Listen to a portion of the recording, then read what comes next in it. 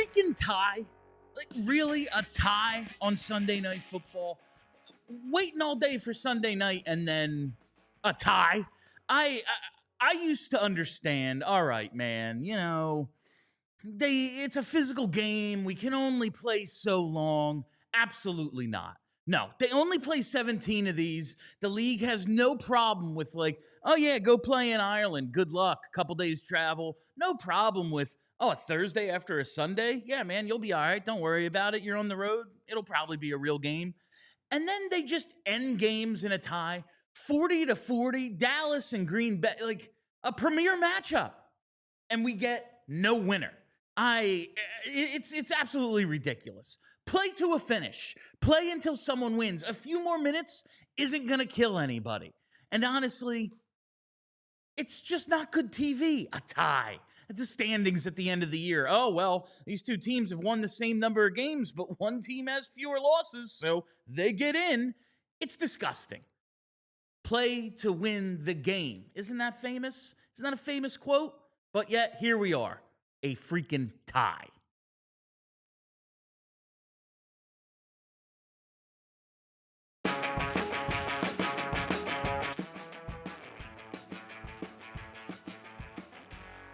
Hey, everybody, how you doing?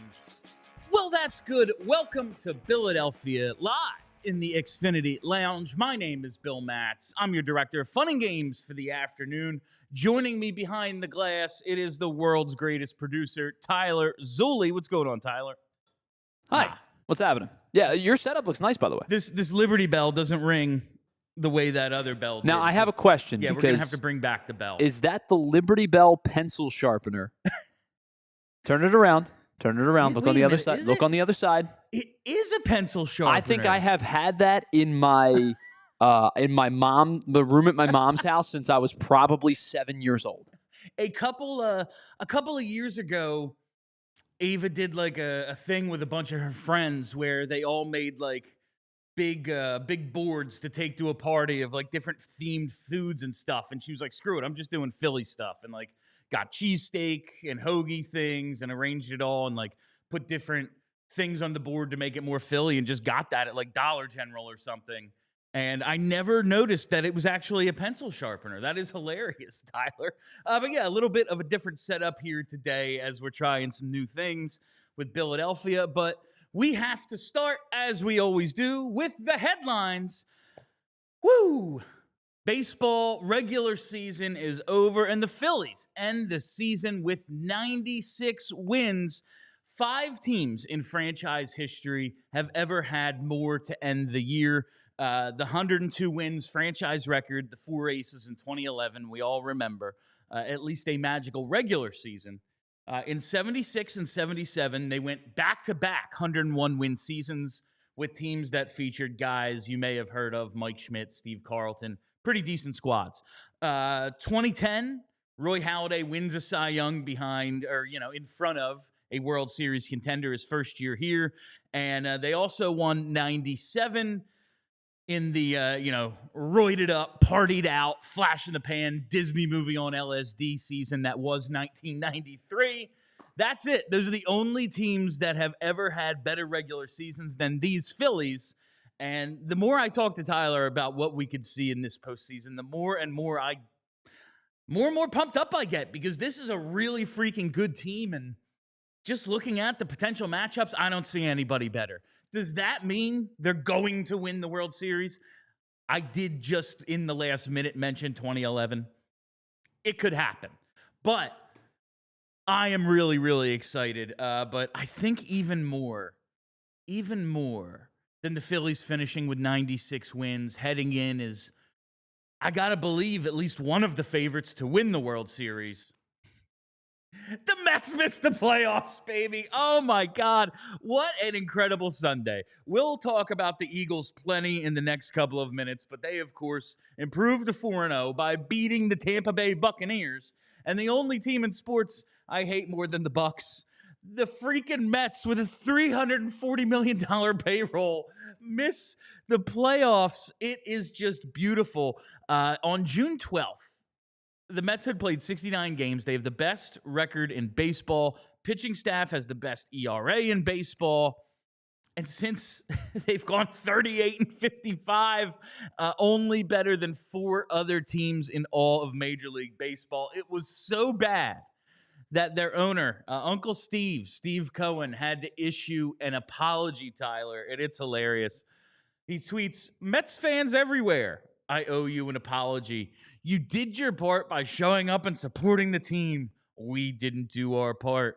We will do a post-mortem and figure out the obvious and less obvious reasons why the team didn't perform up to your and my expectations.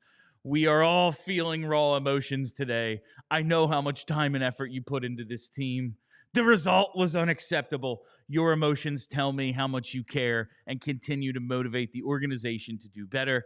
Thank you to the best fans in sports. I'll tell you, when I read this earlier, there was only one emotion. Steve Cohen, he mentions emotions here and all that goes into it. There was only one thing I was feeling. It was joy. It was happy, joy here in Philadelphia. Because not only, listen, it's one thing to win the division. It's one thing to qualify for the playoffs. It's an entirely another when that happens. Not only do the Phils win 96 games. Happy, happy, joy, joy, happy, happy, joy, joy, happy, happy, joy, joy, happy, happy, joy, joy, happy, happy, joy, joy, happy, happy, joy, joy, happy, happy, joy, joy, joy. It's just amazing, Tyler. This season will only be a success if the Phillies finish this thing off and we have a parade on Broad Street.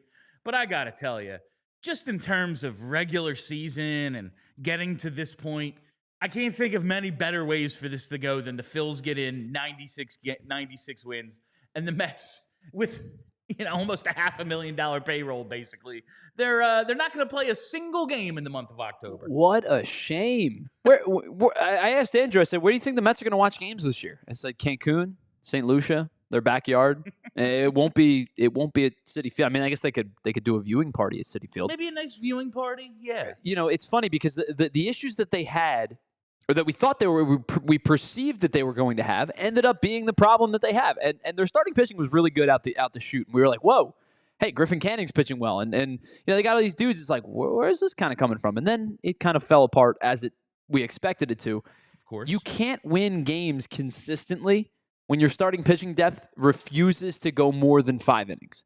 Their bullpen was destroyed. Their top-end players were good. Juan Soto had a hell of a year. Like, if you just look at the numbers, it's a great year from Juan Soto.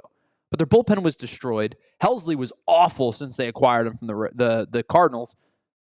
I mean, there was a disaster of a second half of a season for them. Disaster. It's beautiful. There's not many things I like more than a good Mets collapse. And maybe tomorrow we'll spend a little time talking about another one. But today's final headline, Matvei Michkov and Trevor Zegras look real nice together in their first game at the Xfinity Mobile Arena. Listen, it's preseason. I fully understand. You can't read into the preseason. We all know this. But on Saturday, we get our first look at the two of them together in the home arena. Both picked up assists by getting the puck to a dangerous area on a goal eventually knocked in by their line mate, Nikita Grabenkin. And then they found each other for a power play goal. Trevor Zegras' first at the Xfinity Mobile Arena. Zegras carries the puck in through the neutral zone on a power play regroup, passes it over to Michkov on the right side on the point. Mish walks it to the center of the ice. Looks like he's taken a lot of shots from there last season on the power play. Nope. Finds Zegras, who had slipped to the back door for an easy goal. Zegras roofs it just for show, because why not? And I'm really looking forward to seeing what we're going to get I guess, in about 2 weeks when they finally kick off this season. But get flyered up, baby. If nothing else, Zegras to Michkov, Michkov to Zegras. It is going to be a ton of fun this year, and we're going to talk some birds on the other side. We're going to talk 4-0 and keeping the main thing the main thing, but now we got to take our first break.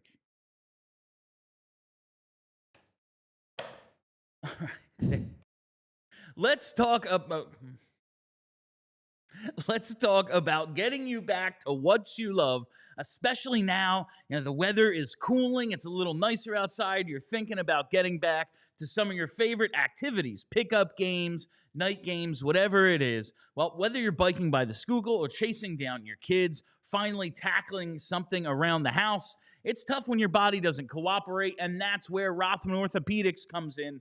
From aches after a pickup game to old injuries flaring up, Rothman's team of experts is here to help. They're here to help with evidence-based care and a commitment to restoring your mobility. They'll get you back out there stronger than ever. Rothman Orthopedics, they don't want pain to hold you back, whether it's just a little shoulder thing, it's maybe a neck, a knee, whatever it is. Rothman Orthopedics is here to help so you don't lose out on any of the fun time that you have planned this fall and beyond. Rothman Orthopedics, getting you back to your fun is their mission.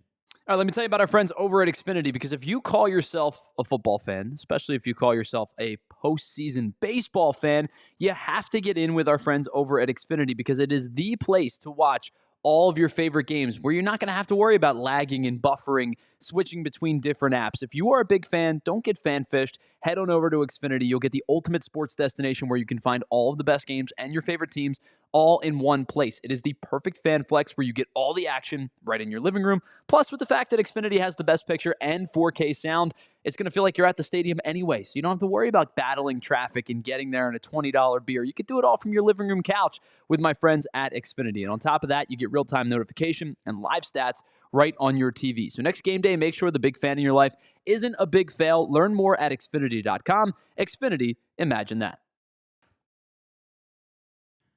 Welcome back, and now it's time for some obligatory Eagles, because our birds are 4-0, baby, and that's all that matters, right?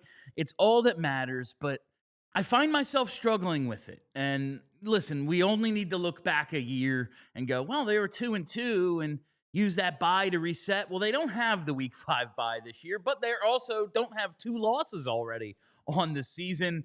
But there's always this looming, I think because of 2023, where they get off to the 10-1 start, everything's looking great, and then it all falls apart, and we're starting to see some of those things, but there's also reasons to think maybe it's closer to 2024. Winning is the whole point. The main thing remains. They're 4-0. They have the best record in the NFC. They're one of the best teams in football. They have one of the best rosters, if not the best roster in football. But I'm just not feeling great about merely surviving some of these games, even though they're against, 4-0 against teams that all have postseason aspirations. How realistic these postseason aspirations are for teams like Dallas, regardless, these are teams that are like, yeah, coming in, we're going to be good this year. We think we have a chance to at least win a division, get into the playoffs, whatever it is. And I think I've figured out why, even though they've won all 4, I'm not feeling awesome about this team. And it's not that the passing offense has been inconsistent, because we've seen that for 4 or 5 years now. It's going to make big plays in the clutch, and we have to hope for that. It's not even that we saw the defense give up a pair of 70-yard touchdowns, because, that just doesn't happen. That's not the defense they play. It's the longest touch. I think the first one, the 77-yarder, was the longest touchdown against them in the Sirianni era, going back to even before Vic Fangio was here. So it's not that. Or even, the fear of thinking about 2023 and, man, it's the inconsistency in the passing game leads to A.J. Brown being a little unhappy, and then everyone's a little unhappy, and things go awry. And we even saw that a little bit last year. It's that the strength of the team isn't the strength of the team right now. Yeah, Mekhi Becton's gone. That's a part of it. We've seen injuries to Steen. We saw Lane Johnson go down last week. We saw him go down this week. Even going back to training camp and the interior line, there have been issues. But they haven't really imposed their will on anybody. Yeah, the tush push has been successful, and that is a straight-up impose your will kind of play. But the Eagles are averaging 3.5 yards a carry, and that's including, AJ, or it's including Jalen Hurts scrambles. It's including Will Shipley breaking off a 20-yard run, like 3.5 yards of carry. And it just doesn't feel like this offensive line has been dominant the way we need them to be. And because of that, you look at Saquon and go, at what point do we just stop thinking Saquon's going to have even a good season, let alone a special one? The offense didn't get going for the first month last year. We know this. But even before Saquon broke out, final 12 games he played, averaged over 130 yards a game. He was nearing 110 yards a game in those first 4. He's at 30-something this year. The number is averaging 59 yards a game on the ground. That's terrible, especially for a team that has this O-line and has Saquon Barkley. This is a legitimate concern to me, what the offensive line has done in the running game. Maybe it's play calling. Maybe it's just easing into things. But, man, with the O-line not imposing its will and the defensive line just keeps losing guys, I think this is a legitimate concern even for a team that's 4-0, Tyler. Well, I will say this. I don't think it's perfect. There's no question about it. I do think that we have to find a way to separate concerns and objectivity, and the concerns are real, and the objectivity is they're 4-0, and they're one of 2 teams in the league to do it. And in fact, Bill, there's 4 teams right now in the NFL with plus 40 point differential. It's the Bills, no surprise. They're the other 4-0 team. They're playing some really good football right now. It's the Lions who did it on the strength of a pretty big beatdown last week. They're in that plus territory as well. It's the Seahawks. Surprising. Now they beat up on the Saints, and they were one of those teams that did it as well. And then the other team is the it's the Indianapolis Colts, who were kind of the surprise of the NFL through the first 4 weeks at 3-1. The Eagles are plus 20. It's not great, but it's enough to get you to 4-0. Yeah. I think your concerns are fair. Your concerns stem from I think the play calling has been suspect at time. I think that, you had half of Jalen Hurts yesterday that was sensational, and a half of the passing game where they did not complete a pass. You have, I think Lane Johnson, obviously not 100%. Well, I know not 100%. I think Landon Dickerson, not 100%. Those are probably your two best offensive linemen, and both of those guys are not at 100%. So I think we can look at these things and say, yeah, improvements need to be made. It's marketable that their offense is worse than it was a year ago, and they're 4-0. Yeah, I guess you just have to, if the whole idea is you can never get complacent, and guess what? They've stacked these wins, and they still have stuff to improve on. Maybe they are in an enviable spot, because we know there's a level that they still have to strive to, but in the interim, haven't lost. So maybe this is all setting up for one hell of a run in which we're talking, is this an historic season of some kind? You just look at it and go, can they keep surviving this? The one thing, and I heard John Marks say this today, it's not as if they're beating up on the Browns here. Yeah, man, Dallas is and maybe Tampa isn't quite as good, especially missing guys like Mike Evans. They're not quite as good as they're going to be, but these are good teams. These are teams all expected, or at least probably have a minus odds to start the season to make the playoffs, and the Eagles have beaten them all. So I guess we have to be happy, but there needs to be some sort of improvement here, and we'll talk a little bit about where this offense could go, but I need to tell you about one of our sponsors first. All right, let me tell you about our friends over at Parks. That's right. Bet Parks, the online casino app, has all of your favorite casino classics. We're talking blackjack. We're talking roulette. We're talking craps, baccarat, all sorts of slot games as well. Slots based on some fun pop culture stuff, whether it's your favorite streaming shows like Breaking Bad, or even nostalgic favorites like The Goonies. It's a lot of fun. I have been using some of my downtime to turn it into a little bit of fun time. I've been playing that Bet Parks exclusive Huff and More Puff and Fireblaze Sky Queen. Just give it a few spins, and while you're maybe waiting for some break time at work, whatever it is, and maybe turn a little bit of a profit as well. I've been enjoying Bet Parks a ton, and it's super easy to sign up. And right now, new users can get up to $1,000 casino bonus back if you're down in the first 24 hours. All you got to do is super easy. Go to betparks.com, download the app, and enjoy all the action and excitement from the casino at your fingertips. Must be 21 or older and in PA, Jersey, Maryland, or Michigan for Bet Parks. You love to play. You play to win. You bet. Bet Parks. Gambling problem? Call 1-800-GAMBLER. All right, well, you know our friends at Ace Hardware. They're the helpful hardware folks, but did you know they are also the helpful hardware home service team? Yeah, that's right. You can head on over to acehardwarehomeservices.com to get something small fixed, like an outlet or a leaky faucet or what it might be. Or you can get something larger, like plumbing, electric, heating, cooling. They're the trusted pros that get the job done right, and they get it done to your standards within your budget. So what does Ace bring? They bring experience. They bring understanding. They're going to listen to your goals, and the job's not complete until you are satisfied. They bring helpful to your home all the way from Philly to the Jersey Shore. It's the projects that you want to spend time on and the ones that matter most to you. They're going to be right there with you. It's free estimates on equipment installation and replacement with trusted advisors and options that are best suited for your needs and your budget. And they're local, so they know that when your home shines, their community shines. And they want to make sure that the standard is the standard all the way through. They keep the main thing the main thing. Visit Ace Hardware Home Services online at acehardwarehomeservices.com to get started on your next project today. All right, let's talk a little social studies. And today I want to take a look at an Emmanuel Acho tweet. That's right, we're going to Emmanuel Acho. But it does pose an interesting question for me. So Acho says, Jalen Hurts may not throw it enough, but he doesn't throw it to the wrong team. Justin Herbert throws 2 interceptions as the undefeated Chargers lose. Brock Purdy throws 2 INTs as the undefeated Niners lose.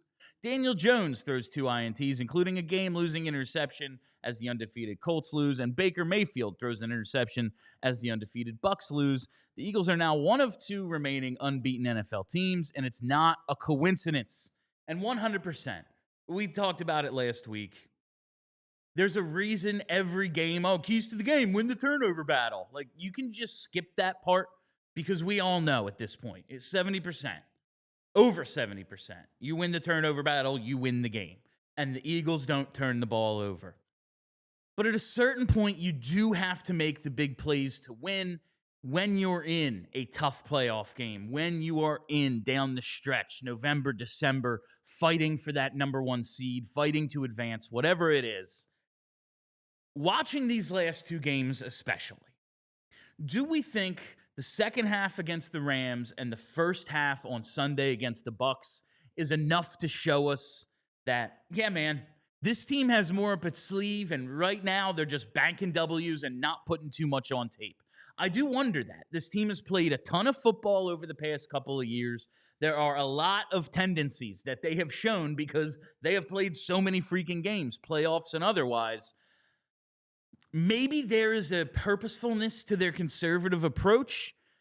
They showed a little bit of extra stuff, the couple of different formations in which they use shovel passes to score the touchdowns. Of course, a variation of the tush push where they give the end around to Saquon for an easy walk-in touchdown. There is other stuff up their sleeves. We've seen it a little bit over the last couple of weeks.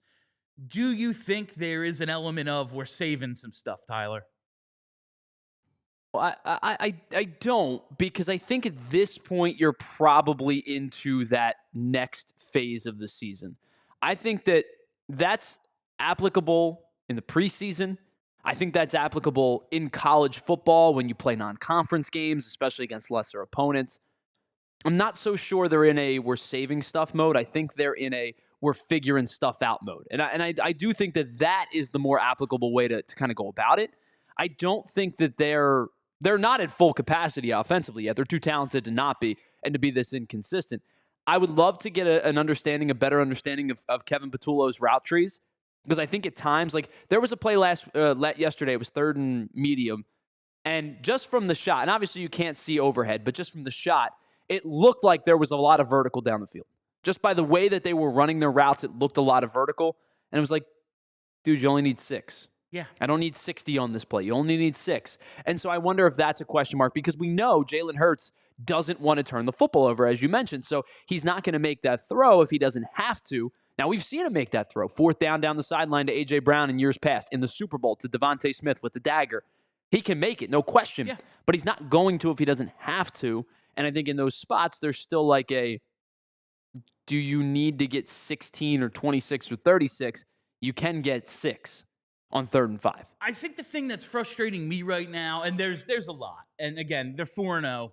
We can take a step back, but we're talking about repeating. We're talking about becoming perhaps a dynasty, a great franchise. One of the great runs in NFL history starts with winning back-to-backs. That's what we're projecting forward. And there's a tendency right now, if they lose on 1st and 2nd down, they are playing Canadian football. It's basically a 3-down league, or basically a 3-down game plan where, yeah, man, we're running a draw. If it's not 3rd and 6 or shorter, like, we're just kind of giving up. And I realize, all right, it's early in the season. That's part of it. I think the figuring it out rather than holding back is a really good way to put it, Tyler. But to me, man, if you need 17 yards, I don't know, throw a 10-yard pass to A.J. Brown and see if he can do what he does so often and make something happen. Yes, a lot of times maybe that's a really good way for a linebacker to get a free shot on a play where you're never getting the 1st down anyway, but I don't know, man. It just feels like they're giving up and not giving their playmakers enough opportunity, especially in those instances. That's one thing I would like to see changed as they do figure it out. Use all 3 downs. Use your playmakers on all 3 downs, not just, all right, inside give to Saquon, and we got 3. 3rd and 9, time to punt. Like, that's just very, very annoying. 4th and 9. It's just very annoying to me. All right, let's hit on this date. We got to go to September 29th, 2002, in one of the all-time great Eagles performances. Brian Dawkins in 2002 has the quadrifecta. He gets a sack. He gets an interception. He recovers a fumble. And he has a touchdown reception on a fake punt. What I remember about this game specifically is the Eagles were very flat coming out against the expansion Houston Texans team. David Carr takes them down the field early for a touchdown. Donovan throws an early interception, and suddenly at the end of the first quarter, the Eagles are losing 7-3. But it was late in the first where Dawkins makes the first of his 4 huge plays. He recovers a fumble, sets up the Eagles' first touchdown early in the second quarter. We get the interception, we get the sack, and the touchdown was really something special. It is 4th down around midfield. And all of a sudden, there's a direct snap. No, it is not a punt. Brian Mitchell takes a direct snap, tosses a little pass to Brian Dawkins, who takes it 57 yards to give the Eagles a 28-7 lead. They ultimately win 35-17, as they should. Super Bowl contender against an expansion team. But this is just one of those things I always look back on and think, man, Dawkins is in the Hall of Fame. I bet you a large percentage of the jerseys of the link are still number 20. And perhaps we don't fully still grasp how great he was, because he was unbelievable at so many different things. I feel as if he had focused on one thing, whether it was being a box safety, he'd have way more sacks. If he wanted to play way more over the top, he could have Ed Reed interception numbers. But because he could do so much, there's not any one statistical category he's dominant in. He's just awesome at everything. You know, it's funny. I think about that safety era where you think about Dawkins, Reed, Palomalu. I always add, I add Sean Taylor to the conversation because I do think that, like, unfortunately, if his career had been able to play to its capacity, he would have been in that elite level conversation. He was so good. But that 4, you could even add like who was it with the Colts? Ed, I'm blanking on his last name. I apologize. Or excuse me, not Bob Ed, Sanders. Bob Sanders. Bob Sanders was it? Like there was just an insane group of safeties, and Dawkins felt like maybe the most complete of the group of them, because you brought it up, right? Ed Reed was the ball hawk. Palomalu was like the blow you up at the line, jump the snap count guy. He was great at playing the deep safety as well too. Yeah. But like Dawkins did a little bit of everything, and you say, right? You see the number 20s. Anytime I go to the stadium, I still got my 20. That's still the one that I wear. He was that dude. I always say there's 2 guys that we're in this industry long enough. You start to become a professional. You don't get starstruck all that often. He's one of 2 guys that if I were to meet, it would be difficult for me to not be a fan. It's him and Chase Utley. Yeah, I mean they define their eras, I would say, especially for like fans our age. Dudes you just look at and like, wow, you were something, man. Doc, I always think of it like, to your comparison, I think without Dawkins and Jim Johnson and the way they kind of made him a special player in the middle of that defense, playing corner, playing nickel, playing safety, both sides, in the box, deep, whatever. I think I include Charles Woodson in that group when he went to Green Bay. Oh, yeah, kind of for became sure. The roamer guy. I think him and Palomalu couldn't have existed without what Jim Johnson did with Brian Dawkins. And now even like Jalen Ramsey in the star role, where it's, he's a corner, but he kind of just travels around and, reads the quarterback's eyes. Like, that sort of versatility all started with Dawkins and Jim Johnson. And on this date in 2002, we got I guess maybe defining Dawkins' game, recording basically every stat he could. Yeah, I think plus an offensive touchdown. I think the game, for sure. Like, when I think of Dawkins' moments, the first one that comes to my head is the hit on Algie Crumpler in the NFC Championship game. Because first of all, like, what a hit. Second of all, how the hell did you hold on to that football? Like, that's grown man strength from Algie Crumpler. It's really impressive that Crumpler, and they follow him to the sideline, and he's out of it.